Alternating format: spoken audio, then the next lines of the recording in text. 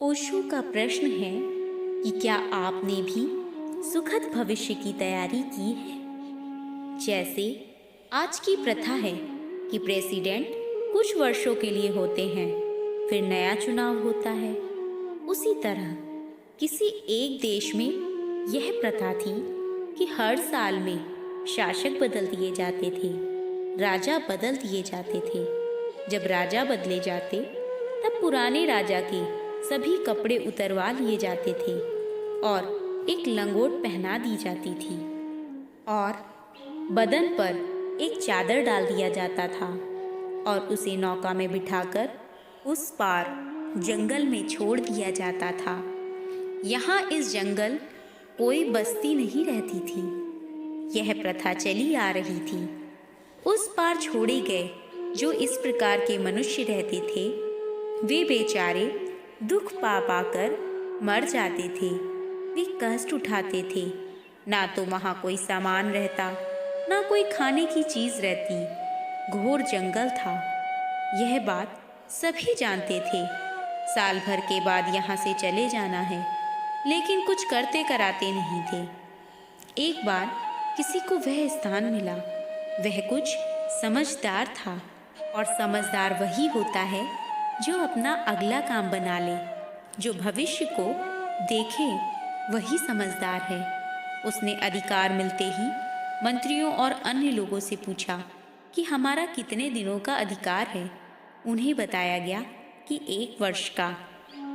उसने फिर पूछा कि साल भर में अधिकार की कोई सीमा है? कोई सीमा नहीं है, ऐसा उत्तर मिला।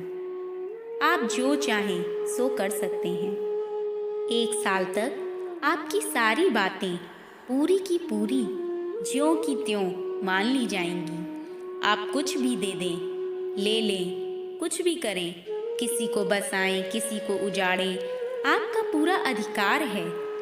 तब उसने अपने मन में निश्चय किया कि जब साल भर के बाद यहाँ से जाना ही है और वहीं जाना है, तो जहाँ जाना है उस स्थान का पता लगाएं और पहले वहाँ की व्यवस्था करें। यहाँ साल भर जो रहना है, उसमें जो जिम्मेदारी के कार्य मिले हैं, उनको तो निभाएंगे ईमानदारी के साथ, लेकिन ऊपर की चीज़ें, नाच, मुजरा, तमाशा, अभिनंदन, बंदगी, पार्टी, दावत, इन सब कामों में समय खोना, ऐश आराम में समय खोना, इंद्रियों के भोगों में समय खोना तो मूर्खता है। क्योंकि 1 साल के बाद तो यह सारे समाप्त हो जाएंगे। उसने सभी फालतू कार्यों को, जिनकी ज़रूरत जीवन में नहीं है, केवल आडंबर, कौतूहल और भोग और लिप्सा को लेकर किए जाते हैं, उन सभी कार्यों को बंद करवा दिया। लोग तो नए राजा हैं, उनसे कुछ लेना है, काम कराना है, अपना स्वार्थ सिद्ध करना है, यह सोचकर आते ही हैं। उसके पास भी आए और बोले, हमने अमुक जगह बड़ा इंतजाम किया है, बड़ा सुंदर नाच होगा, सभी महाराजा वहाँ पधार रहे हैं, आपको भी पधारना चाहिए। उस राजा ने कहा, हमें अवकाश नहीं है। कुछ दिनों तक तो लोग आए, फिर सोचने लगे कि यह तो मनहूस आदमी है, यह कहीं आएगा जाएगा नहीं, इसे छोड़ो। संसार का यही स्वरूप है, हम दूसरों के नाम झूठे लेते हैं, हम अपने से ही फंसते चले जाते हैं। आप अगर अलग हो जाएं और संसार वालों को दिख जाए कि इनसे अपना स्वार्थ नहीं सिद्ध होगा, तो अपने आप सब छोड़ देंगे और संबंध रखेंगे तो भी ऊपर ऊपर से, सभ्यता के नाते। माँ बाप बूढ़े हो गए और लड़के बड़े शीलवान हैं, फिर भी उनके पास समय नहीं है कि उनके पास बैठें। वे निकम्मे नहीं हैं, कामकाजी हैं।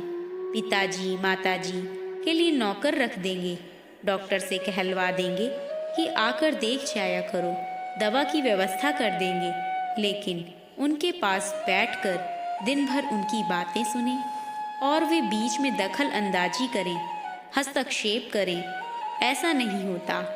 वे पिताजी को समझा देंगे कि देखिए, अब आप बूढ़े हो गए हैं और आप भगवान का नाम ले लो, आप पड़े रहो, आपके पास आदमी हैं, सेवा में कोई कमी नहीं है। हम लोग कामकाजी आदमी हैं। हमारे पास कहाँ फुर्सत है कि आपके पास बैठें। आपकी दुनिया दूसरी है और आज की दुनिया दूसरी है। आप बीच में बोल देते हैं और हमारा काम बिगड़ जाता है। आप चुपचाप रहा करें। मतलब यह है कि उनसे कोई काम अपना नहीं है। निकम्मे आदमी से कोई काम नहीं। संसार में जब तक स्वार्थ है तब तक प्रेम है। याद रखना इस बात को। जब तक स्वार्थ है तब तक तो प्रीति है, प्रेम है। और जहाँ देखा कि इससे स्वार्थ नहीं सधता तब उपेक्षा है। जहाँ स्वार्थ में किसी तरह की अड़चन आने लगे तो द्वेष है। जब लोगों ने देखा कि राजा साहब को तो कुछ काम करते कराते नहीं हैं, तो क्यों व्यर्थ में आए खुशामद करें। इसीलिए लोगों ने आना छोड़ दिया, क्योंकि उन्होंने सोचा बड़ा अच्छा हुआ, पिंडा छूटा, लोग ज्यादा सताते। अब अपने आप सब काम निपट गया। वह अपना राजकाज देखने लगे और यह आदेश दे दिया कि नदी के उस पार का सारा जंगल आबाद करवाया जाए। नगर के नगर वहाँ बसे और यहाँ का सामान वहाँ भेजा जाए। 11 माह पूरे होने तक वहाँ सारी व्यवस्था हो जाए और वहाँ का सारा कार्य पूर्ण हो जाए। यह राजाज्ञा थी। सामान की कमी नहीं थी और इसी बात पर शासन का पूरा जोर था। नदी के उस पार का पूरा जंगल आबाद हो गया। यहाँ से अच्छी अच्छी चीजें वहाँ पर गईं। अब साल भर पूरा होते ही इनके कपड़े उतरवाए गए और चादर दे दिया गया।